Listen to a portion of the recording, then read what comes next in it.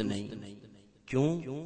خود حضرت ابن عباس رضی اللہ عنہما یہ فتویٰ دیتے تھے کہ 3 طلاقیں اگر کوئی آدمی ایک مجلس میں 3 طلاقیں دیتا ہے تو تینوں طلاقیں ہی واقع ہو جائیں گی.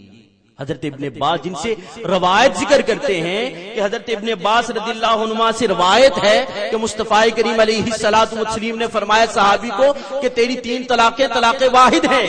حضرت ابن عباس رضی اللہ عنہ خود فتویٰ دیتے تھے کہ 3 طلاقیں طلاق ثلاثہ ہی ہیں. حافظ ابن حجر اسقلانی لکھتے ہیں کہ حضرت ابن عباس رضی اللہ عنہ سے یہ متصور ہی نہیں ہے کہ وہ نبی صلی اللہ علیہ وسلم سے ایک چیز روایت کریں اور خود فتویٰ اس کے خلاف دیں. روایت حضرت ابن عباس سے یہ کی جاتی ہو کہ طلاق ثلاثہ طلاق واحد ہے اور خود فتویٰ اس کے خلاف دیں، اپنی بات کے خلاف فتویٰ دیں. مصطفیٰ کریم علیہ السلام سے جو روایت کر رہے ہیں اس کو فتویٰ میں چھوڑ رہے ہیں. تو حضرت ابن عباس رضی اللہ عنہما کا یہ فتویٰ دینا اس بات کی دلیل ہے کہ حضرت ابن عباس رضی اللہ عنہما کی طرف یہ منسوب ہے. اور اس کو حافظ ابن حجر اسقلانی بیان کرتے ہیں کہ یہ روایت شاذ ہے جو حضرت ابن عباس سے طاؤس نے روایت کی ہے. فرمایا طاؤس نے حضرت ابن عباس کی طرف منسوب کیا ہے تو اس کو وہم ہوا ہے. یہ طاؤس راوی کا وہم ہے، ورنہ حضرت ابن عباس رضی اللہ عنہما سے متصور نہیں کہ ایک بات روایت مصطفیٰ سے کرے اور خود فتویٰ اس کے خلاف دیتے ہیں. اور امام بہقی فرماتے ہیں اس حدیث کو جو حضرت ابن عباس والی حدیث ہے اس کو امام مسلم نے نقل کیا ہے، امام بخاری نے نقل نہیں کیا. اگر صحیح حدیث ہوتی تو امام بخاری نقل کرتے. فرمایا امام بخاری کا ترک کرنا اس بات کی دلیل ہے. فرمایا میرے گمان کے مطابق امام بخاری نے اس حدیث کو اس لیے ترک کیا ہے کہ امام بخاری کو یقین تھا کہ طاؤس کو وہم ہوا ہے. حضرت ابن عباس رضی اللہ عنہ کی طرف جو نسبت کر رہا ہے اس نسبت کرنے میں اس حدیث کو منسوب کرنے میں طاؤس کو وہم ہوا ہے، اس لیے اس نے اس حدیث کو نقل کیا. اور پھر فرمایا حضرت ابن عباس رضی اللہ عنہ نے فرمایا ہے پہلے انسان کئی طلاقیں دیتا تھا، 3 طلاق کے بعد بھی رجوع کر لیتا تھا، جیسے طلاق مرتان کے شان نزول میں بیان کیا.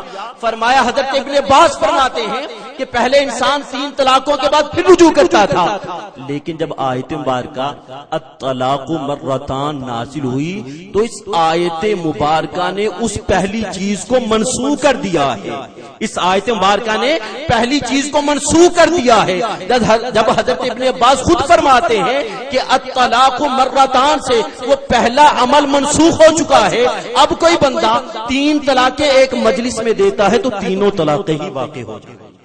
یہ حضرت ابن عباس رضی اللہ تعالی عنہ سے بات. آگے سنیے جو روایات حضرت ابن عباس رضی اللہ عنہ سے ملتی ہیں. سعید بن جبیر نے اس کو روایت کیا. حضرت ابن عباس رضی اللہ تعالی عنہ سے سعید بن جبیر روایت کرتے ہیں.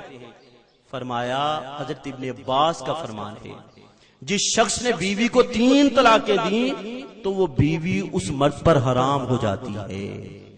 حضرت ابن عباس جس حدیث کو نقل کیا حضرت ابن عباس کے حوالہ سے، حضرت عباس خود فرماتے ہیں جس شخص نے اپنی بیوی کو 3 طلاقیں دی تو تینوں طلاقیں واقع ہو جاتی ہیں. پھر دوسرا حضرت مجاہد کہتے ہیں کہ ایک شخص نے حضرت ابن عباس رضی اللہ عنہ سے پوچھا کہ کوئی آدمی اپنی بیوی کو 100 طلاقیں دیتا ہے، ایک مرتبہ ہی کہہ دیا 100 طلاقیں، کیا حکم ہے؟ حضرت ابن عباس رضی اللہ عنہ نے فرمایا 3 طلاقیں تم لے لو. ایک مجلس میں کہہ دیا 100 طلاقیں، فرمایا 3 طلاقیں تم لے لو، 97 طلاقیں چھوڑ دو. تو یہ 100 طلاقیں علیحدہ علیحدہ تو نہیں ہوتی ہیں، ایک مجلس میں ہوتی ہیں، یک بار کی ہوتی ہیں. تو حضرت ابن عباس فرماتے ہیں کوئی شخص 100 طلاقیں کہتا ہے، 3 طلاقیں اپنے پاس رکھ لو، 97 طلاقوں کو چھوڑ دو کہ اس کا محل نہیں ہے، تو ایک مجلس میں دی گئی 3 طلاقیں حضرت ابن عباس رضی اللہ عنہما کے نزدیک بھی تینوں ہی واقع ہو جاتی ہیں. تیسری حدیث سن لیجیے، اس کو بھی مجاہد نے ہی روایت کیا ہے. فرمایا کہ حضرت ابن عباس رضی اللہ عنہما سے ایک شخص نے 100 طلاقوں کے متعلق پوچھا.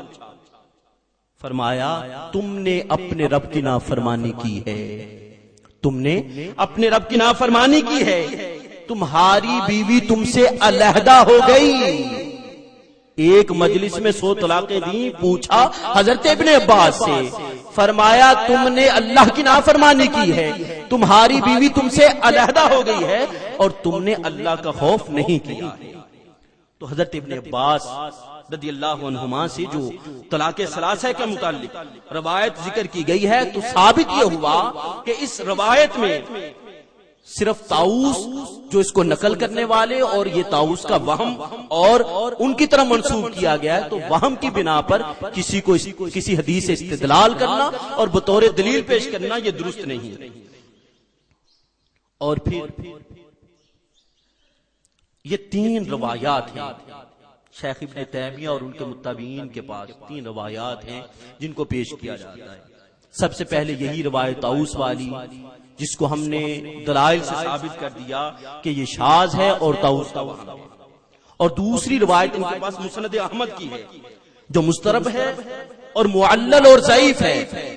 مضطرب ہے, معلل اور ضعیف ہے. دوسری روایت جو مسند احمد کے حوالہ سے بیان کی جاتی ہے, اور تیسری روایت سنن ابو داؤد کے حوالے سے جو بیان کی جاتی ہے وہ مجہول ہے اور متروک ہے.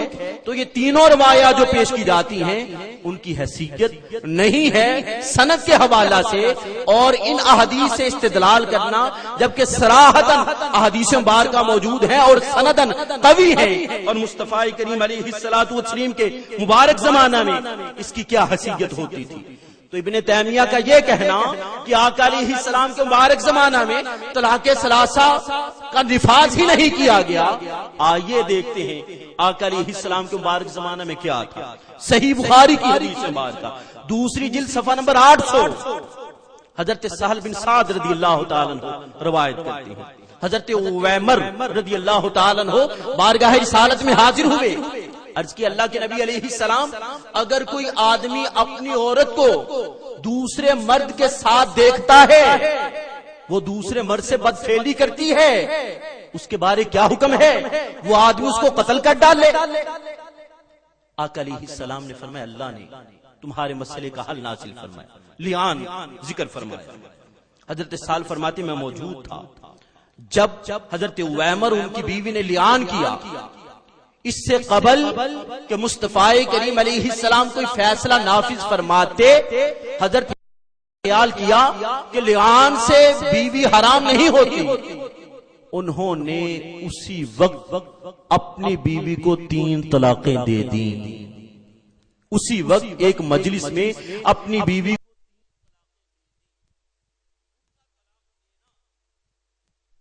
اس نیت سے کہ لیان کرنے سے حرمت